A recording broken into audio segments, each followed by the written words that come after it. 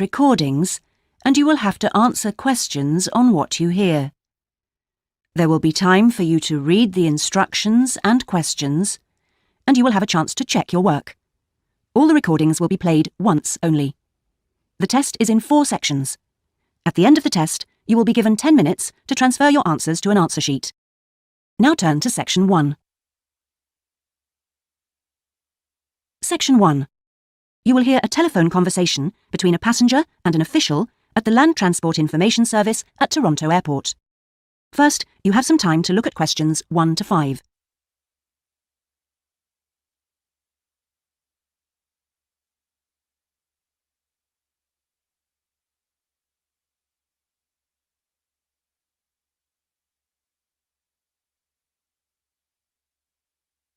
You will see that there is an example that has been done for you.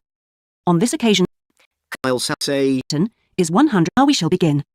You should answer the questions as you listen, because you will not hear the recording a second time. Listen carefully and answer questions 1 to 5. Hello, this is Land Transport Information at Toronto Airport. How may I help you? Oh, good morning. I'm flying to Toronto Airport next week, and I need to get to a town called, Milton.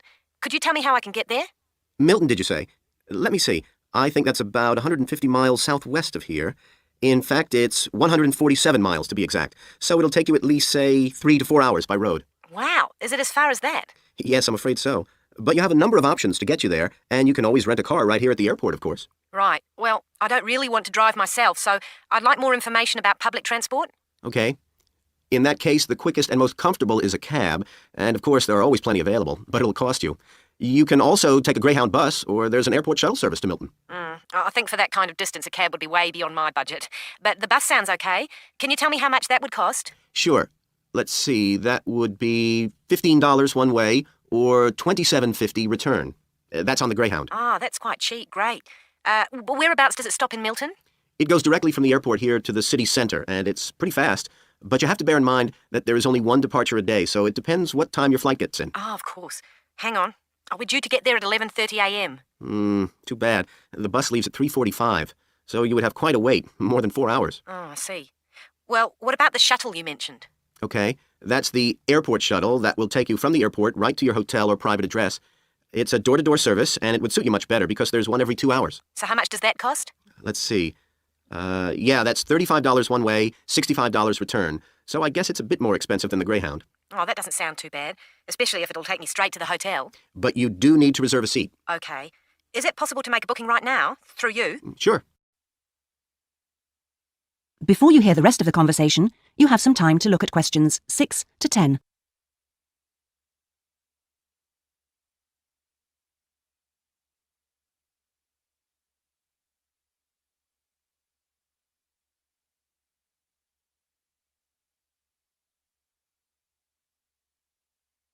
Now listen and answer questions 6 to 10.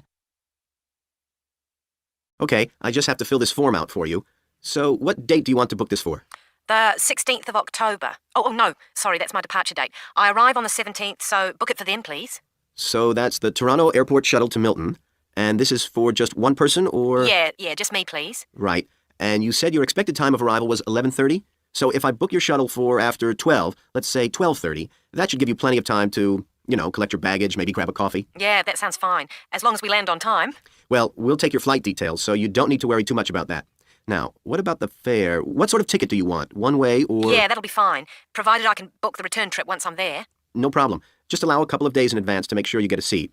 And what is your name, please? Janet Thompson. Is that Thompson spelled with a P? No, it's Thomson. Okay. And you'll be coming from the UK? What flight will you be travelling on? Oh, it's Air Canada flight number AC936 from London Heathrow. Right. Now, do you know where you'll be staying? We need to give the driver an address. Yes, it's called the Vacation Motel, and I think it's near the town centre. Anyway, the address is 24 Kitchener Street. That's Kitchener Street. That's fine. Right, so that's $35 to pay, please. Have you got your credit card number there? Yes, it's a Visa card, and the number is 3303 8450 2045 6837. Okay, well, that seems to be everything. Have a good trip, and we'll see you in Toronto next week. Yes, bye. Oh, thanks for your help. That is the end of Section 1. You now have half a minute to check your answers. Toronto next week. Yes, bye. Oh, thanks for your help. Well, it seems to be To Visa card, and the number is 3303 8450 2045 6837. Okay. Well, it seems to be everything. Have a good trip, and we'll see you.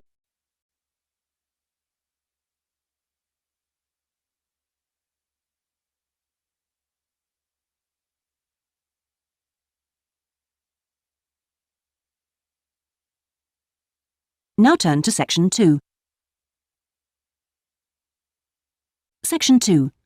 You will hear a representative from a holiday company called PS Camping giving a talk about the holidays the company organises. First, you have some time to look at questions 11 to 16.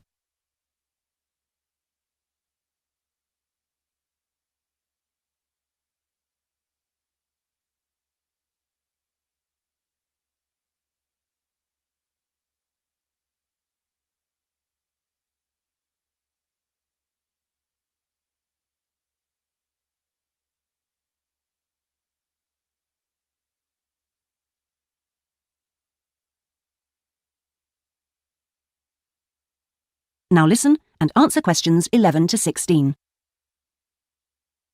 Thank you all for coming to my talk this evening. It's nice to see so many people in the audience.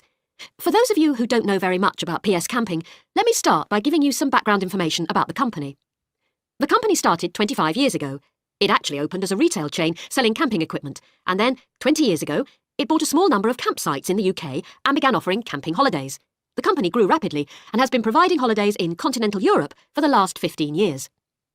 If you book a camping holiday with us, you'll have a choice of over 300 sites.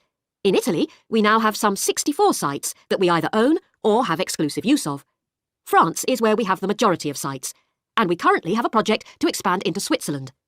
We also have a number of sites in northern Spain, particularly in the mountainous region of Picos de Europa.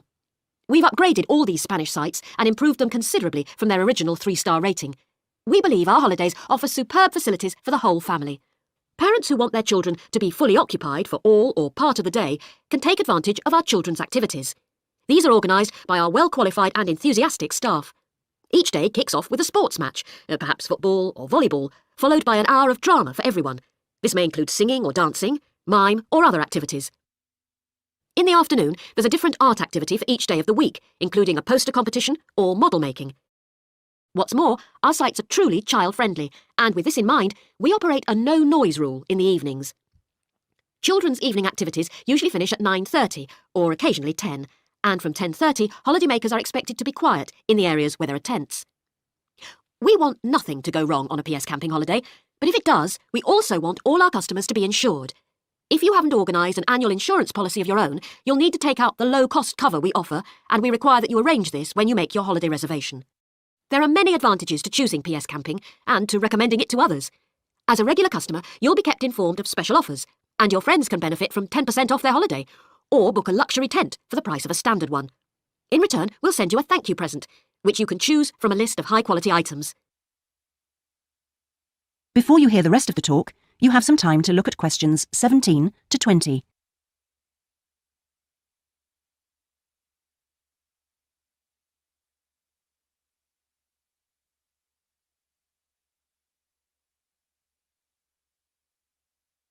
Now listen and answer questions 17 to 20. When it comes to our tents, these are equipped to the highest standard. We really do think of every essential detail, from an oven and cooking rings fuelled by bottled gas to mirrors in the bedroom areas. If you don't want to cook indoors, you can borrow a barbecue if you ask in advance for one to be made available. And there's even a picnic blanket to sit on outside your tent. Inside, a box of games and toys can be found, and children's tents can be hired if required. All tents have a fridge, and if you want to spend the day on the beach, for example, ask for a specially designed PS Camping cool box, which will keep your food and drinks chilled. There are excellent washing facilities at all our sites, with washing machines and clothes lines in the central areas, along with mops and buckets in case your tent needs cleaning during your stay. All sites have a cafe and or a shop for those who'd rather eat in than dine at a local restaurant.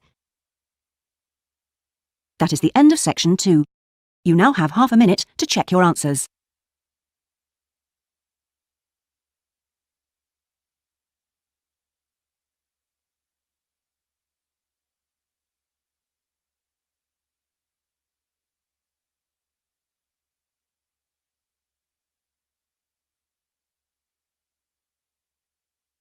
Now turn to Section 3. Section 3. You will hear a tutor talking to two business students called Philip and Janice about their research on managing individuals. First, you have some time to look at questions 21 to 23.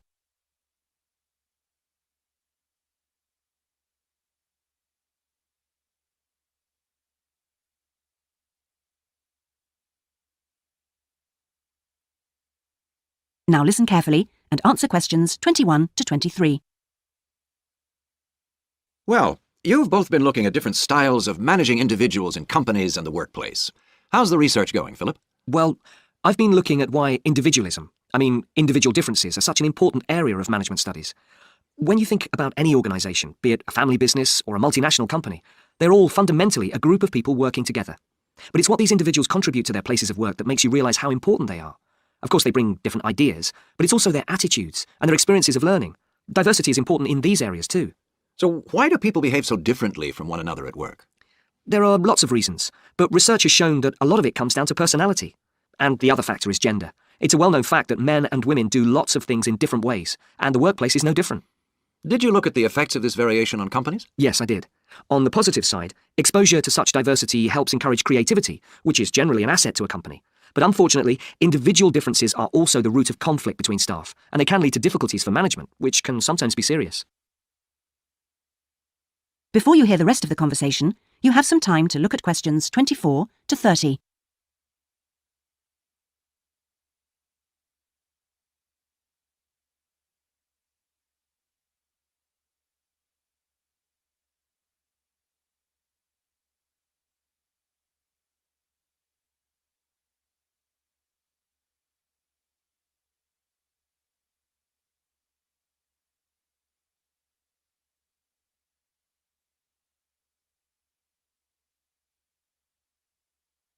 Now listen and answer questions 24 to 30. Thanks, Philip. So now I guess the two main things to remember here are to identify individual talent and then to utilize it. So, Janice, you were looking at identifying different talents in workers. Do you think this is easy for managers to do? Well, currently, teamwork is in fashion in the workplace, and in my opinion, the importance of the individual is generally neglected. What managers should be targeting is those employees who can take the lead in a situation and are not afraid to accept the idea of responsibility. That's true, Janice, but unfortunately many managers think the entire notion of encouraging individuality amongst their staff is far too hard. Yes, that may be true, but I think one of the most important tasks of managers is to consider the needs of the individual on one hand, and group cooperation and conformity on the other. It requires creative thinking on the part of management to avoid tension. So, Janice, what kind of people do you think companies should be looking for? Well, it has to start from the very beginning, when companies are looking for new employees. When the personnel department is choosing between applicants, they need to look for someone who's broken the mould and can think for themselves. Instead, people making these decisions often use a range of psychological tests to see if a person is a problem solver or will do as they're told. I'm not convinced these qualities are actually the most important. So do you think being a good team player is overrated? No, it's not overrated. You do need to learn the rules and learn them fast. No individual can get around this if you're working in an organisation. So how should managers deal with this? Rewards. When an individual demonstrates the behaviour the organisation expects, some kind of incentive can be given. What's important here is that this happens right at the beginning, so new recruits learn the rules of the system immediately. Also, the incentive should be something the individual actually wants, and this isn't always just money. To come back to you, Philip, you were saying that recognition of good performers is essential. Now, what else should managers be looking for? Well, managing people means you not only have an understanding of your employees, but you also recognise the culture of the organisation. In fact, for some organisations, creativity and individuality may be the last thing they want to see during working hours. Very true. Yes, but managing people isn't as easy as it looks. For example, change in the workplace can be quite tricky, especially if there's a need to increase profit. And at times like these, managers may have to give priority to profit rather than individual staff needs. Yes, and that creates difficult situations for people. Yes, but what's important is that managers are able to deal with quite high levels of personal stress. During times of change, they should be thinking not only about the strain on their staff, but take time out to think of themselves. Absolutely. So, what are the implications of that? That is the end of Section 3. You now have half a minute to check your answers.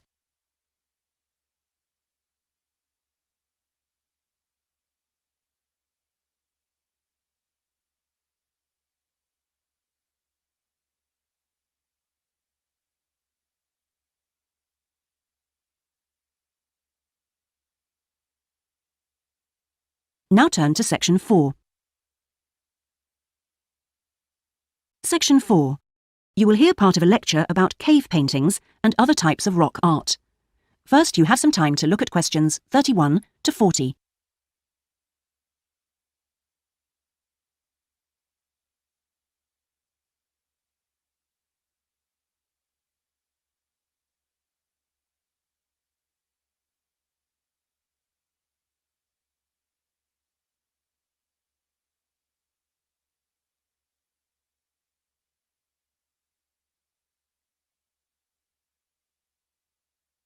Now listen carefully and answer questions 31 to 40.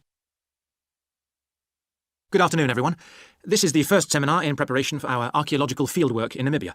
We are fantastically lucky to have received partial research funding for this trip from our institute, so I shall expect 200% attention and participation from you all. First, in this seminar, I'm going to give a brief introduction to contemporary research on rock art, and in the second part, I'm going to give you some do's and don'ts for our fieldwork trip in April, so please listen very carefully. I'm first going to focus on the interpretation of rock art in Namibia. We are very fortunate to be going to an area where you can find some of the most important sites in the entire world, and I hope to show you how easy it is for everyone to make mistakes in looking at cultures which are different from our own, the first and most important lesson we have to learn. In Namibia, there are both paintings and engravings. That's where the surface of the rock is cut out. Many of the engravings show footprints of animals, and most scholars used to think that the purpose of these was simple and obvious. This rock art was like a school book with pictures to teach children about tracks, which track belonged to which animal, giraffe, lion, and so on. But there were some mysteries. First, when you look at a typical Namibian painting or engraving, you see the tracks are repeated. There are dozens of tracks for the same animal. Well, you'd expect just one clear illustration if the aim was to teach tracking. Now, there were two more problems. Why are some of the engravings of animals very accurate, as you'd expect, all clearly identifiable, and others quite unrealistic? And another mystery. Some of these unrealistic animals, that's in the engravings, seem to be half human. Some, for example, have got human faces. Many researchers now think that these were pictures the wise men engraved of themselves. They believed they could use magic to control the animals they had drawn, so the hunters could then catch them for food. This shows you some of the dangers of coming from one culture to another, as we'll be doing, without understanding it fully. Scholars imagined that children looked at rock art pictures to learn to track, just because they themselves had learnt skills from pictures. Many researchers now believe that rock art had a much more complex purpose, and we'll talk more about it next week. Now, before I invite you to join in a discussion in this second part of the seminar, I'd like to make some very important points about our fieldwork, and in fact any field trip to look at rock art. We're going to a number of sites, and we won't always be together. The single largest problem faced by people who manage the sites is, yes, I'm sure you've guessed, damage caused by visitors, even though it's usually unintentional. Whenever you do go to a site, don't forget you can learn many things from observing at a distance, instead of walking all over it. This can really help to reduce visitor pressure. People often say, well, there's only two of us, and just this one time. But maybe thousands of people are saying the same thing. And then, some basic rules to guide you. We'll have our own camp near a village, but remember never to camp on a site if you go on your own. It may be disrespectful to the people of that culture, and certainly don't make fires, however romantic it may seem. It's really dangerous in dry areas, and you can easily burn priceless undiscovered material by doing so. So, how are we going to enjoy the rock art on our field trip? By looking at it, drawing it, and photographing it. Never by touching it or even tracing it. Rock art is fragile and precious. Remember that climbing on rocks and in caves can destroy in a moment what has lasted for centuries. So, no heroics in Namibia, please. Try to be extra careful and help others to be too. Oh, and lastly, please don't even move rocks or branches to take photographs. You should leave the site intact. I'm sure I can rely on you to do that. Well, that's about all I want to say before today's first discussion. But if you have any questions, please ask them now. Oh, and don't forget you'll find some fascinating information about worldwide sites on the internet. Right, first question then. That is the end of Section 4. You now have half a minute to check your answers.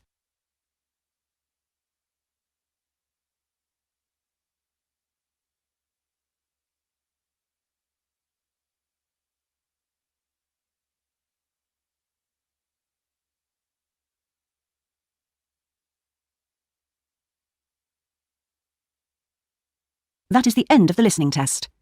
In the IELTS test, you would now have 10 minutes to transfer your answers to the list.